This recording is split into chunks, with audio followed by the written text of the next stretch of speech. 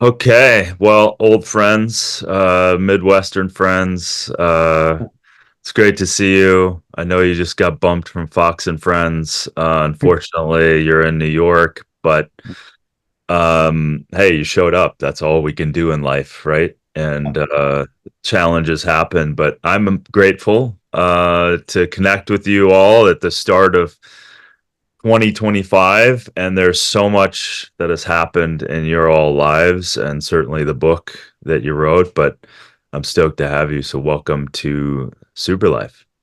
Yeah, Yeah, thank you so much, Darin, for having yeah, us on. Like you said, we do go way back. I think we remember sitting in your yurt when we just had one child, right? Was it just yeah. It Max at was the just it time? was just Max and the two of us. Yeah, Yep. and So we felt overwhelmed with one, and now we have three, and it's weird. It's like you build a kid tolerance, and now we're just like bring them on, bring it on. Erin had Zoe at home, which was really fun and cool, and then 10 minutes later, she's like, "Let's go for four. Let's go for four," and I'm like. Let's maybe shower first and then we'll talk about it, okay?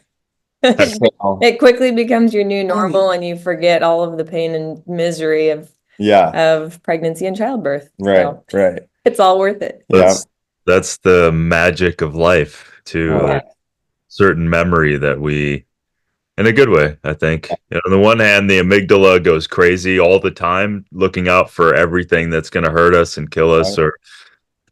and at the same time, we forget about some of the biggest things and continue to move on. And I'm just so excited for you all and the way that you have taken on your life and integrated your lifestyle, Yeah. the way of life, and the celebration you have. That's what I see, at least when I see Yeah. your YouTube videos. I see the kids are a part of it. They're part of the recipes. They're eating. They're included. They're active. They're running all over. And you're just a hell of an example of a very active household, Yeah. and at the same time healthy and staying on target. And it exemplifies like the really what you've coined, the eat, move, rest kind of idea. Yeah. And uh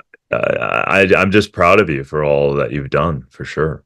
Well, thanks, Thank man. you. Yeah, going back to that first visit, we were brave even back then to number one, you and Erin connected and she was like, should I message Darin? He's like famous. And then I'm like, yeah, heck yeah, like let's go for it, and that's the one thing that we continue to do in life is we just keep stepping out, and you just have to step out. And then we did our first retreat in Costa Rica with no followers and no money and all the things. And now I think we've done seven, and we were doing two a year for a couple of years because so many people wanted to come and join us. And even with this, coming to New York on a whim, our PR gal with HarperCollins is like, I just so appreciate the way you guys just go for it and step out and show up. And so thanks for that. It's true. And we see it and we feel it and we feel blessed. So yeah. Yeah, definitely. And I'm thinking back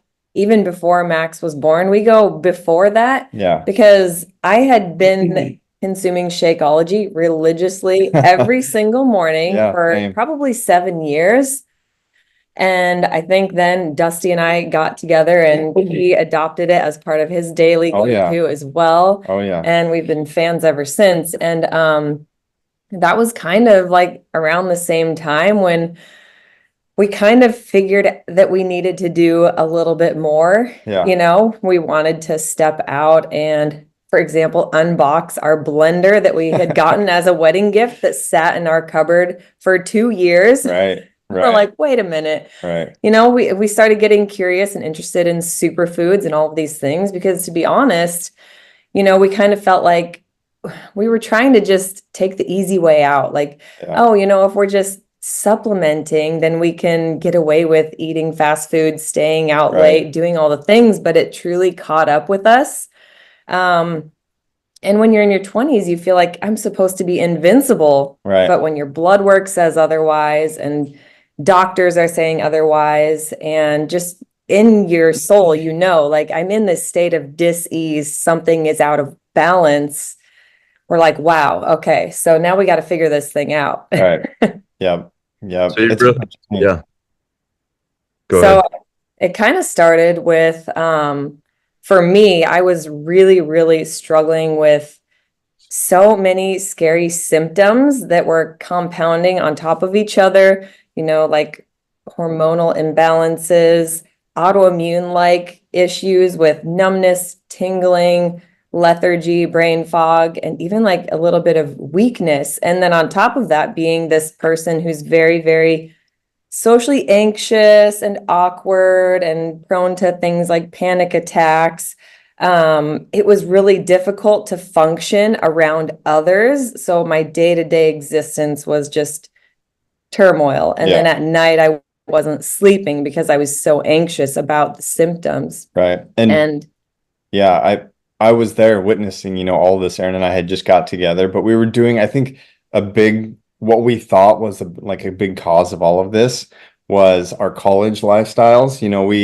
We met in high school and we lost touch, bumped into each other, after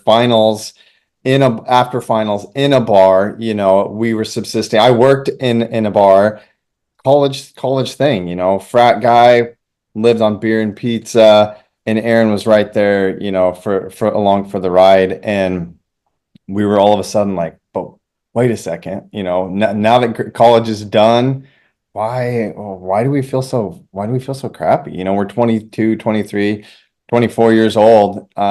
We better start looking into this. And yeah, so that's when I think you went in and started getting some blood work and stuff done. Mm-hmm. Yeah. Yep. And then Dusty had said, well, I like to cook. I'm like, I don't know how to boil water, basically. So he's like, well, I'll help.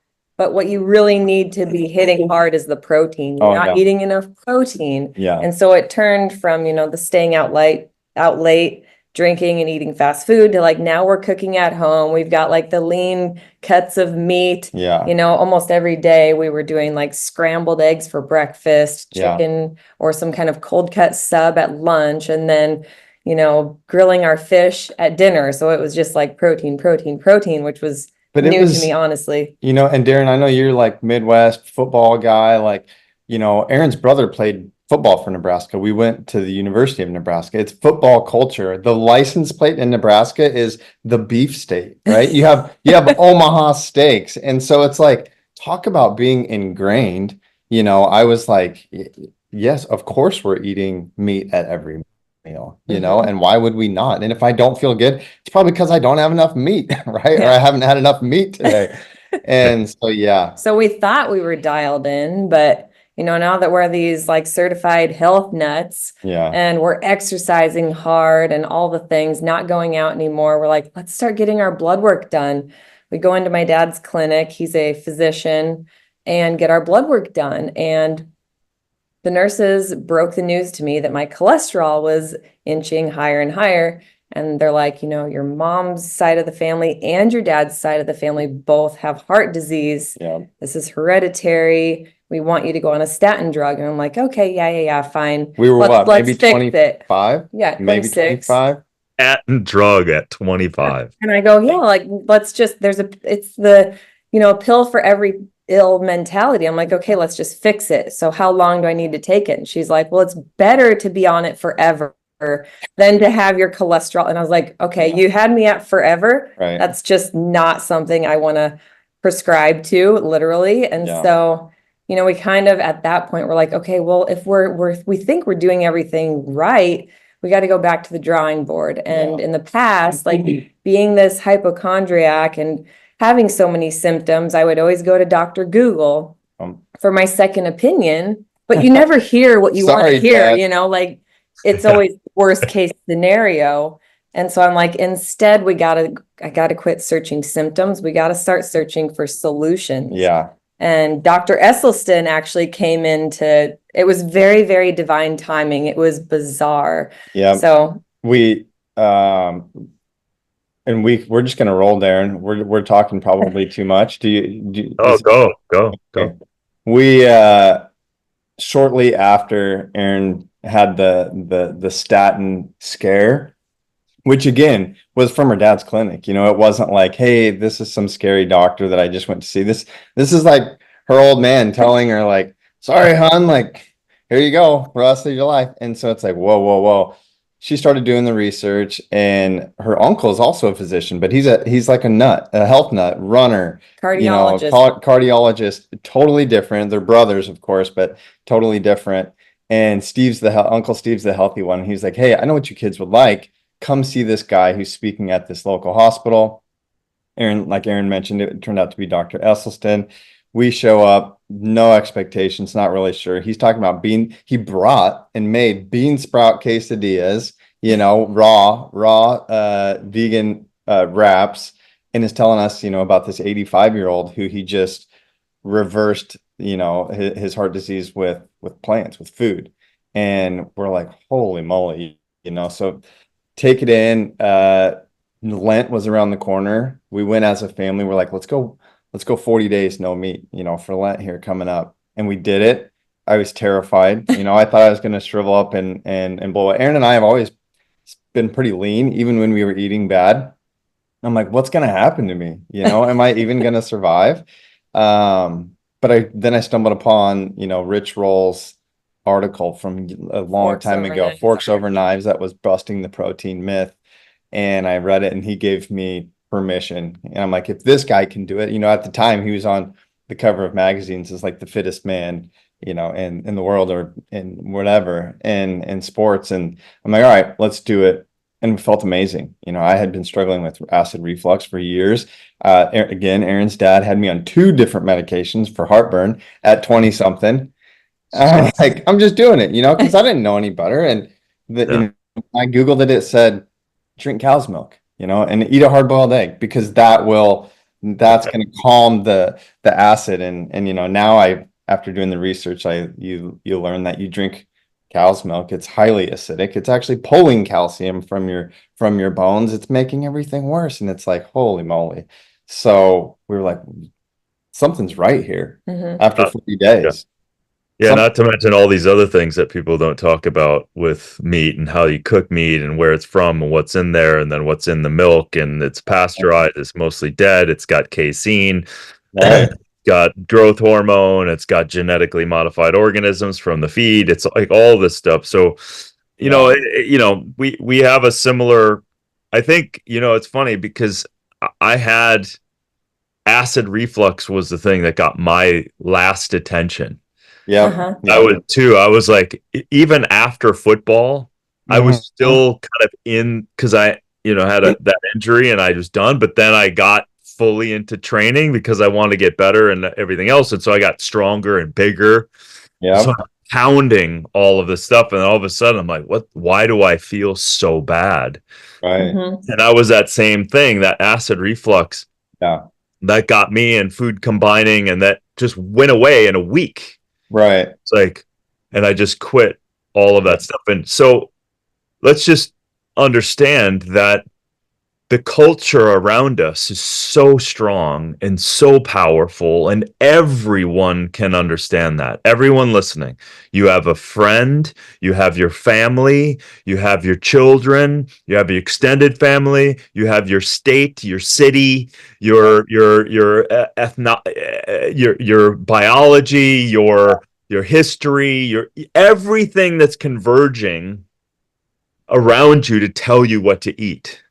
And so much of it is unconscious at a certain point, right? Until the wheels start coming off, until you're like, you know, and the wheels start. And again, we're from that Midwest place where you're just shoveling all of this food in. And then in my life, when the merging of ultra processed food was crazy, like I was eating 3 or 4 pizzas a week kind of thing. Right. Yeah. Right. So it's interesting. You guys, it was almost like you were seeing each other not do well. Right. And it's so interesting, Erin. I had forgotten that your dad was a physician. And so you're getting this, you have a trust there but at the same time, you have enough agency to question Yeah. dad and also your dad as a physician to go Yeah. like, yeah, but how is it at 25 I'm going to be put on a drug and no one Yeah. is talking about anything else? And so you just put your hat back on. And at a certain point, I love the moment when you take that agency back, Mhm. take the power back, and you start learning and applying and reading. And, it's like that whole thing, why wouldn't we start to understand Yeah. what this is, what Yeah. this body is, and what is going to make our life, our super life, our feeling better, our healthy. And so we've kind of punted that. Our society is just kind of like, I'm going to drink, I'm going to do whatever I want. I can just shovel in whatever I want, because acutely it doesn't often tell Right. us that we're doing anything wrong. It's Right. just that accumulation. Yeah, Yeah. we both actually recently turned 38, and I was laughing with my mom on my birthday not long ago, and I was like, gosh, I don't feel 38. She was like, honey, you don't look 38. You should be happy. And I also got validation from my grandpa, who, meat and potatoes, Nebraska, well driller, hardworking man. For years, he was like, you don't eat meat? We're not going hunting this year. Well, you don't eat meat. I was scared. I didn't want to tell grandpa I was a vegan. At my brother's wedding a few months ago, he pulled me aside and he said, you don't look like your cousins. And I said, I know, because they're all getting bigger. And a lot of them are younger than me. And he said, keep doing what you're doing. And I was like, wow. And this That was is that was validation from grandpa, who I was so afraid to tell. But people are starting to grandpa, who you recognize. forget that you printed him a copy of our Oh, right, ebook, right. printed it, mailed it, and they started doing it because He had a prostate scare. Yeah. prostate scare. So they started doing it and actually enjoying it and feeling better. Yeah. So that was a really cool thing too. And another thing that is really on our radar too, as Dusty said, approaching 40, my dad, one of his brothers, so four brothers, Yeah. all doctors. One of them actually passed away from a heart attack in his 40s Yeah. on the treadmill. So exercising, thinking that, exercise is where health, Yeah. comes from. It fixes all the, the It's- dietary, It's like, gosh, how shortcomings. scary and how unfortunate that so many are just in the dark, that like we can either be helping ourselves or hindering ourselves with what's on our fork and what's Yeah. on our plate. And yes, I know that there can be a hereditary component to things like cholesterol, but I want to shake my dad and say, that's not a reason to continue give up. eating pizza and saying, I'll just rely on my statin because I can't do anything about it. Right. To me, that means it's all the more reason to be so diligent and Right. empower yourself with what you're eating 3 times a day at least. No. And So- then to your point, Darin, you don't always know, like, acutely. Like, we're in New York City. We went out to Little Italy last night. You have to, if you're in New York. It's our favorite place. And we had, pizza and pasta, and we enjoyed ourselves and had a blast. And, of course, it's all plant-based and all these things, and a little bit of oil. And we're like, now we do start to recognize. But back in the day, I could drink 6 beers and eat a pizza with my buddies, or go to Taco Tuesday and eat 20 tacos. How crazy. And still not be full, right? Because they're so nutrient void. Your body's like, what is this? But to the point of your uncle in your 40s, he had heart disease to the point that he died on a treadmill, but he couldn't tell. He didn't know. You can't tell. Sometimes it doesn't catch up to you until you're older. And when I was talking to my mom, I'm like, Mom, I look at pictures of Dad when he was 40, and he's at least 10, 15, maybe 20 pounds heavier. And, so I am, even though it's harder to catch when you're young, especially, what you eat is having an effect, whether you can tell or not. On a cellular level. Yeah. And so I always think about my cells, and I also think about those gut flora, the bacteria, because there's even more of those guys than there are cells in our body. And it's Right. like, a lot of times they're screaming out, but we can't hear them because they're so much smaller. The kids call them their happy bugs. We've got a doctor friend in Florida who wrote a children's book about your gut. And Dad's always like, he's like, Dad, I want the fries. I want, chips or whatever. And then Liv, our 3-year-old sweet, she's like, Max, that's not good for our happy bugs. And I'm like, oh my God. We're happy, like sad. Yeah. And now they're with our grandparents. First time we've ever left the kids. It's been great, honestly, but it's also been hard. And Max gets on the FaceTime last night. He's like, Dad, I ate all my potato soup. They want to make us happy. But of course he's always like asking grandparents, Grandma, is that vegan? Is that vegan?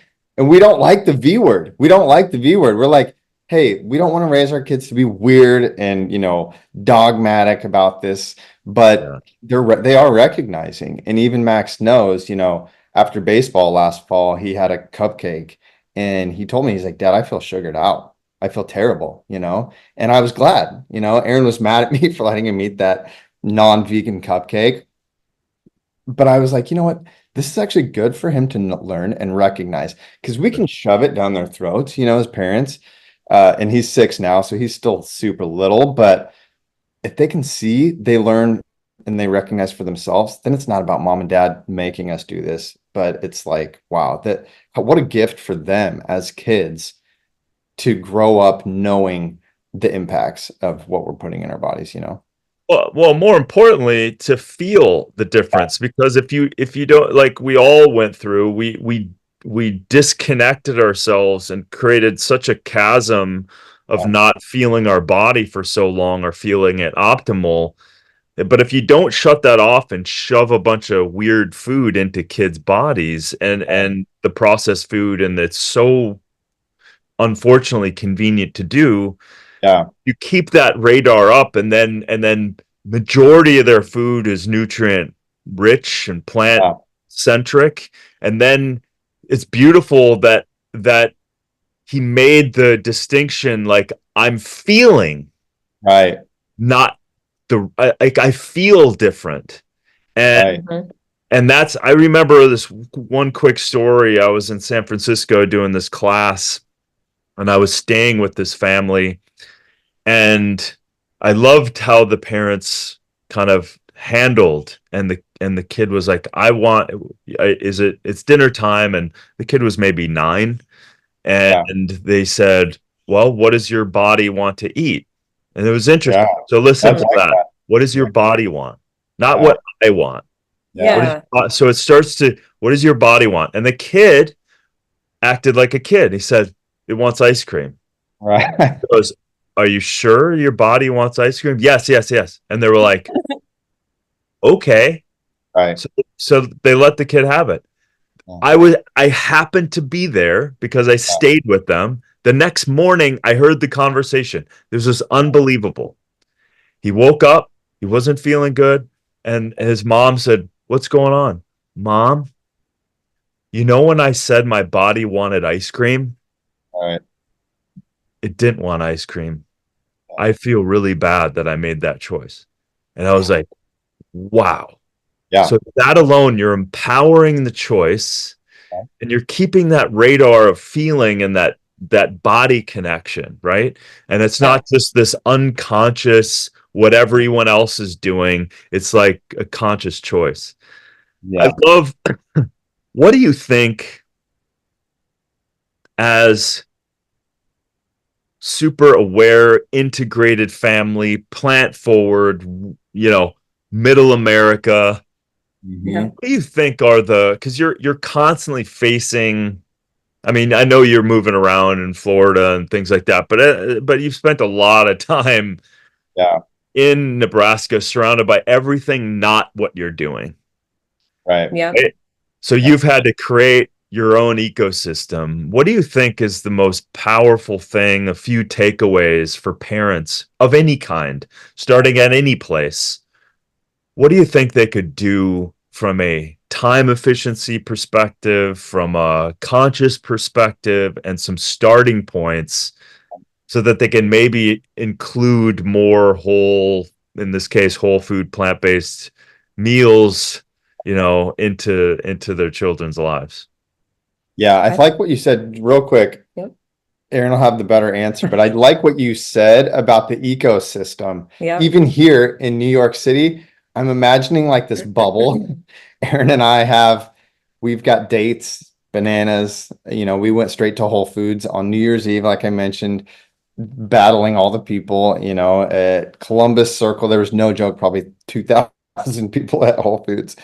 But we got everything we needed so that we could make a green smoothie in our hotel room. And we create this ecosystem that we don't have to question and we don't have to search. And I mentioned Little Italy last night. I was sitting on the toilet this morning texting Erin, hey, tonight let's do something healthy and fresh, right? Because you recognize, let's make this ecosystem come everywhere with us. Yeah. When we're on the plane, when we're in the hotel. But yeah, how do you make it easy? That's the biggest question. Mm-hmm. How do you do it anywhere? That's why kind of we wrote the book. We're like, we want to make this easy for families, especially. Yeah. I feel like a lot of it boils down to, I think the way that helped us was to add before you subtract, because it can be really easy to embark upon a new healthy diet. You swipe out all the bad foods and then you go to the grocery store and you get home, but you don't know what to do with what you just bought. Right. And so I think like, don't be too drastic or dramatic, but go to the store and do explore the produce section and start with the things you already know that you like and love. And also, in our book, for example, we take a lot of our tried and true favorites from our childhood and upbringing and us being together, and we just essentially veganized them. Right. But they still have that amazing flavor. And I think then when you have kids, the next step is to, I would say, make it their idea. Yeah. Let them empower themselves by getting to say yes or to choose. Yeah. So when we go to the grocery store, we either take one of the kids or we go as a family and let them choose the pretty Honeycrisp apples that we know are a safe food that they love so much. Right. And then when you get home, it's like you can even start a sprouting garden on your countertop if you don't have space, but we do have some raised garden beds. And a fun thing I did with the kids was we had like a sweet potato sprouting in our pantry. And so we popped it in the garden bed. Yeah. Literally a couple months later, we counted about 40 sweet potatoes that we had dug up. But kids, they dug them up. Yeah. And Max was like, this was a couple of summers ago already. So he was 3.5, maybe 4 years old, just having a ball, dirty, digging up potatoes, dragging the bag of potatoes and washing them. And he spent all day doing that. And that's that ecosystem. I mean, you're literally hands in the dirt. That's the ecosystem you want to create. And so, yes, we're in Florida now. We've got mango trees and the hibiscus, and Liv goes out and picks the hibiscus for mom, and Max picks we've got some edible trees and katuk and things that they know about, and they came to Costa Rica and they learned about. And that's what I wanted to create, because if heaven forbid something would happen to Erin and I, and whatever, they grow up, they move out, they'll have that root, of like, oh, hey, remember when mom and dad used to blend us smoothies when we were 5? And man, remember how fun it was to like pick plants in the yard and eat them and like be barefoot all the time. And like, they're going to have all of these roots, these ties to that ecosystem that you mentioned that we're building. And it's like, wow, yeah, that's such a gift. And we feel fortunate to do that.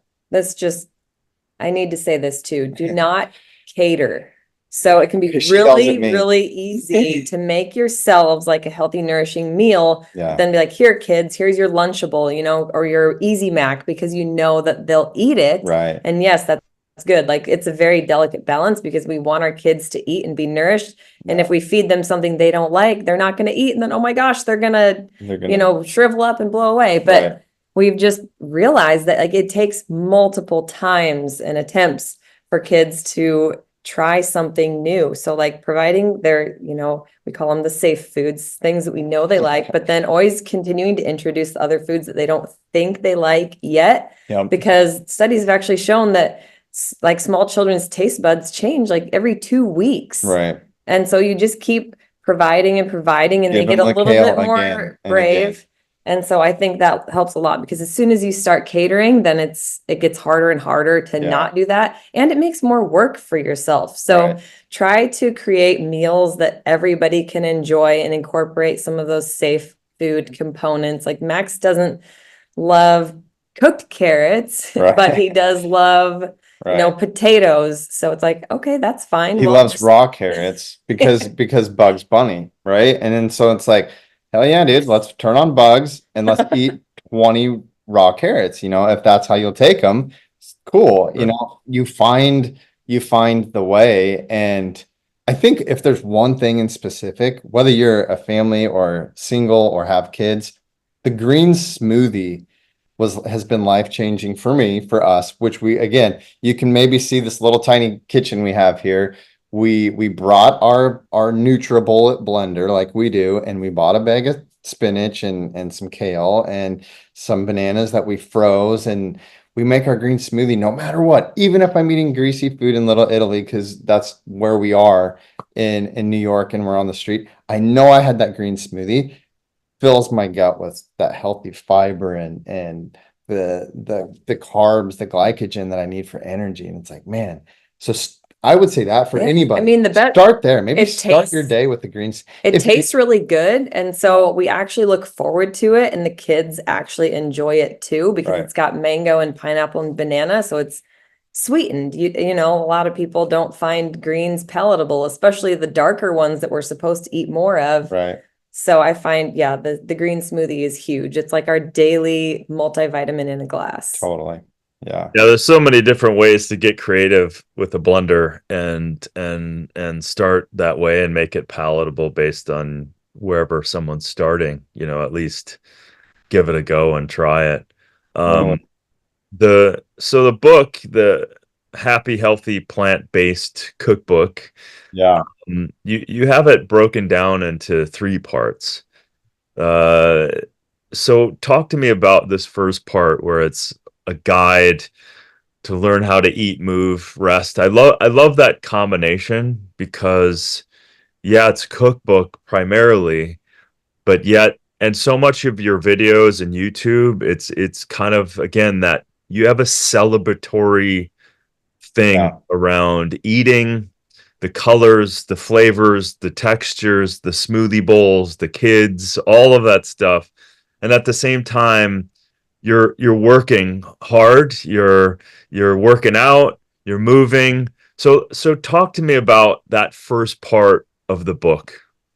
Yeah, it's like our philosophy, I think Erin and I, as we mentioned, we don't like to use the V word, right? Because we don't want to push or exclude anybody. And, we don't want to be political even, which, it's hard. And so with our channel, for instance, the YouTube channel, we're like, we should just do a recipe a week, make it simple. We'll grow, we'll have 1 million followers.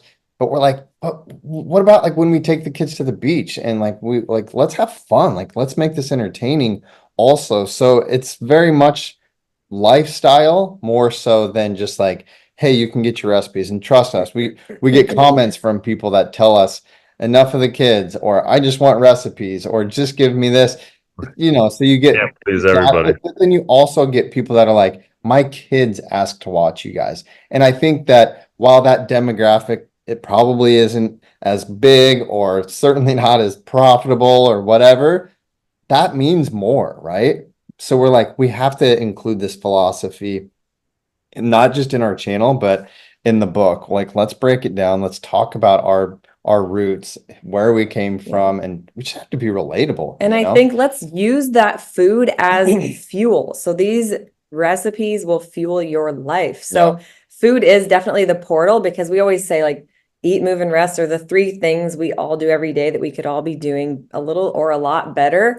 And you kind of have to have all 3 to create that perfect synergy. And so, like, if you can eat really healthy foods, it's going to fuel your body. You're going to want to move. You're going to be able to move without pain, right? And do all these fun things with your kids someday or grandkids as you get older. And when you're moving your body, you're naturally going to get better rest. Yeah. And we say rest because it's a lot more than just sleeping 8 hours a night. Yeah. So Erin always says the rest. Yep. You know, that includes quiet time, movie time with the kids, meditation, you know, mindfulness, all of these things, sleep for sure. But it's the rest. Spirituality is a big component as well. Right. And, you know, we just figured like this is what got us started and in a sense healed our state of dis-ease because there was so much noise, which I'm sure many people experience when you get online searching for solutions, Right. especially with social media. It's so fast paced and you'll see one post that says this and the next post under it says the exact opposite. Carnivore diet. Okay, but both people are thriving and healing. Yeah. So then you're like, whoa, whoa, whoa. And so Eat, Move, Rest is about getting out of the sticky web of confusion and dialing it back, getting back to the basics. Right. And it's going to be different for everyone. Like, that's why, again, Dusty said, not just diving into like veganism, Right. but how does Eat, Move, and Rest look for you? So Right. with movement, it's like not everybody's going to be a football player. Not everybody's going to be a bodybuilder. Not everybody's going to be a gymnast, but like what actually moves you. Yeah. And so you kind of in a way have to develop your own Eat, Move, Rest formula. Yeah. But like I said, food happens multiple times a day. So like let us guide you through that. Right. And help you to navigate the other two so you can create that momentum and that synergy. You always say do what moves you because we have followers that are young with kids and sometimes their movement is all right, we're gonna put Max on the bike, Liv's on her scooter, we're pushing a stroller, I'm gonna jog for 20 minutes, I'm gonna come back and join the kids, take the stroller. And then we have followers that are like, hey, you know, I'm 78 and I can't quite run anymore. I've got a stationary bike or whatever. And then we've got a friend who's single in her 20s and she loves to dance. And so she's doing like these hip hop crazy dances. Do what moves you, you know, just get your body going. And it's like the Eat, Move, Rest locomotive that you mentioned. We always say Eat like to fuel, move to rest. It's really like this circle that just rolls. That momentum is key. And I know there a lot of people use autopilot, like there's a negative connotation with it, like, oh, I'm this zombie drone just going through life. But I think there can also be a healthy form of autopilot where these practices, when you're doing them well, they become second nature. Yeah. And that kind of takes the guesswork and the brain struggle out of it. Like, should I have the green smoothie and do the healthy thing, or should I not? Should I exercise or should I not? Like, they become second nature the more that you do the three together. So then, like, why not be on that autopilot? That's great. Right. Totally. Yeah. That's the thing. Like, you know, health begets more health, right? So it's like that's why I like what you said before, because we're all so damn impulsive with no plan or no good action set up in order to change any habits. We just decide. So that we're talking on today it's January 2nd. So everyone's got all these plans with very little understanding of how they actually implement most of anything of a change in their life. And so it really comes back to, as much as we have enthusiasm, that wanes, and we need to kind of set ourselves up for these small goals. If people walk away today with like, yeah, I got to move, I just like to go for a walk at lunch. Great. That smoothie in the morning sounds perfect. So maybe instead of reaching for my coffee, I could try that smoothie in the morning for this next week. And then the energy, then all of a sudden you're thinking about different things, you're having energy, your body wants to move. But if you're sick and tired, you're sick and tired. It doesn't want to move. It doesn't feel good. You're achy. You're in pain. All of that stuff. So that's all of these things are tied. Yeah. But at the same time, one helps the other. Right. And then you have the confidence, and then you're like a Ferrari. It's getting tuned in a little more. So when you go off, it doesn't feel so great when you're binging on unhealthy food, because now you've dialed in your body. And you know, it's an interesting game here. You know, it's like when we're talking about all this stuff, I always laugh in the back of my head going, we already know how to do this. Yeah. We know the common sense of it all. Yeah. Is we know what we should be eating. Mhm. Full healthy food without chemicals and without coming together with pseudo food and making. We know if we used our awareness, we already know. We Yeah. know that the body wants to move. We know that getting outside. We know these things, but at the same time, we need to write these books Right. to Yeah. help reorient people's culture and their ecosystems back to, because it's like we know how much time goes by. It goes by so Yeah. fast. Right. And if we're not doing any one of these things, the Yeah. next year we're gonna feel that effect. It's Definitely. what has been some of both of you in writing this book? So congratulations on the book. It's just hard. Writing a book is challenging, regardless. Oh, so hard. Yeah. What is a couple things that both of you have taken away or surprised about or found out about or surprised yourself about in writing the book? Yeah. Gosh, I mean the time, number one, it was definitely hard. It took forever. If you get the book, we brought one with us. Of course, if you get it, you'll see we took all the photos we ourselves. You can see our kids' hands in the pictures, and it's like holy moly. But how rewarding for us now. It took 2.5 years probably, which is way too long. But it's like how much fun to get to create something that not only is going to be like a memory for us and for our kids to look back and see, but is actually hopefully helping people. I'm like, we're like disciples, and like you said, Darin, a second ago, you're like, we know this, we all know this, like duh, we all know that we need to be eating more plant foods. But how can we make it look cool or fun or maybe easy or easier than you once thought? I think that's what I've learned the most about this is like we're learning how to be like disciples of health, Yeah. which is so cool. It's like a privilege, to be like, hey, let's make our family like the coolest, most fun family so we can bring people in to the church of health. I kind of feel like also this book happened very organically. Like Dusty said, we did it all ourselves with the kids Mhm. hovering over the photos as I'm swatting them away. Like, let me take the picture before you actually eat it. Then their hand sneaks in and I'm like, oh, this is cute. It's Right. very like natural. Right, And I feel like the book itself, like nothing good comes easy. right. And as we were writing it, it felt like such a trudge at times to get to this tangible Yeah. state that it's in now.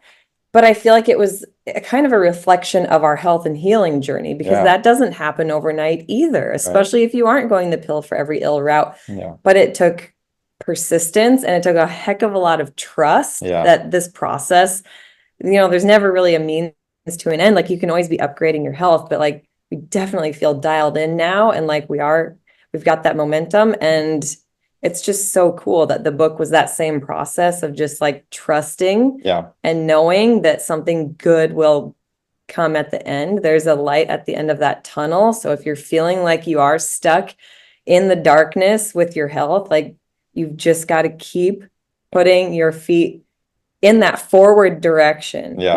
And baby steps. Yep. Baby steps. Like we took baby steps with this book. We postponed how many times we were like, hey, it's not going to be done last October. It's going to be done in January. Okay, it's going to be done in March. Okay, June. But we gave ourselves that grace because we're like, hey, we'll get this done and it'll be great. And our editor's like, totally, we trust you guys, whatever. Fortunately, we had a great team to help us. But the same thing, like Erin said, with your health, we love What About Bob, the old movie that I'm sure you're more familiar with, Darin, than people our age even. But we always tell people, go watch What About Bob because he talks about baby steps. Number one, it's funny. Love Bill Murray, but baby steps, it's so true. And don't even cut the coffee. Start with the green smoothie and drink your coffee. I don't care. and eat the burger. If that's what you do, fine. Erin always says add before you subtract, you know, baby steps, and just keep them pointed in the right direction. He gave himself permission to take a vacation from his problems. I feel like so many of us define ourselves by whatever dis-ease or label that or diagnosis they've given us. Like, Right. I am this. Right. No, you are not that. That thing does not define you. That is not who you are. So you can get outside of that and give your self-permission Yeah. to, like I said, Take a vacation from the idea of you that you maybe don't love so much anymore. It's January 2nd, you know, no better time than to step into something new. And it doesn't have to be a leap, you know. And we've got this 40-day plan because we did the 40 days vegetarian without meat. Yeah. It was, you know, a slow progression after that, but Yeah. we've got the 40-day meals, movement, and mindfulness plan in there. Yeah. So that you can essentially have like training wheels. Like, Yeah. we're currently helping Liv ride a bike with Yeah. her balance bike. I guess it doesn't She's have crushing training it. wheels, She's but doing really well. you know, in the same sense, like sometimes you need someone to hold your hand, hold you accountable. And so we thought, you know, let's go beyond the meal plan. Let's Right. include the movement and the mindfulness so it can be all things eat, move, rest. So Yeah, and get the book, join us in that. We put a membership together this last year, which has been so much fun. We go live every Friday. Another great place to get that accountability and that just that connectivity. You know, we have people in there, that still don't eat great, but they like to talk it out on a weekly basis. and that's what we never had, you know, Right. like nobody in Nebraska, none of our friend network was into this. So Right. we were essentially alone. My mom was like, it's okay, kids, you're just in an incubation phase. And I'm like, but Mom, I need This is somebody. freaking hard. You mean people in Nebraska didn't want to talk broccoli for too long? No. No, it's like no more tailgating. Right. Even sitting through a 4-hour football game in the stadium is hard because you can't eat anything. Man, this is again now. But Full disclosure: the day before we flew to New York, I went to a Nebraska basketball game with your dad, and I was starving because he was like, "Hey, you want to go?" And I'm like, "Yeah." I just had finished a workout, hadn't had anything, and I was starving. And so I'm like, "Okay, what am I going to eat? French fries?" Because that's like the only thing here. You know. So, but we understand how hard it is. Maybe you live in a place like that where how am I supposed to feed myself a plant-based meal? What does that even look like? Where do I get it? So we're like, hey, you know, join us, buy the book, join the club, watch our channel, you know, and get some ideas. And, you know, again, be part of our ecosystem that we've tried to create. So. Well, you've created a beautiful one, and the pictures and I always, this word, just celebration. It's just, I love that. yeah, that's cool. Yeah, it just looks like a celebration, and it's the antithesis of what you think a 5-person household is. Yeah. Extremely busy. I have friends with that, and I see their faces, and they are terrified most of the time, and they're worn out. I know. they're worn out, but it's like imagine how challenging that would be if you were not taking care of yourself and integrating the kids into it. I love that kind of, it's almost like an interval training. You go run, the person takes care pushes the kids and takes care, and the other person comes, and then you just, and I know you've had some popular videos of doing some interval treadmill stuff, and like, that's the thing, like we have to, you know, break our old worlds also in order to build up the new ones that we want. And you know, getting clear is helpful for people. Holding that vision and then taking the action, and you all have set up a great many platforms in order to create the support that you didn't have. And then paying that forward is a great thing. So I'm so proud of you both, and I hope you get back on the news station. Yeah. But regardless, the message is getting out there, and you're living it, and your kids are living it and getting the benefit. And I'm grateful to be connected with you guys, and just keep me in the loop. Yes.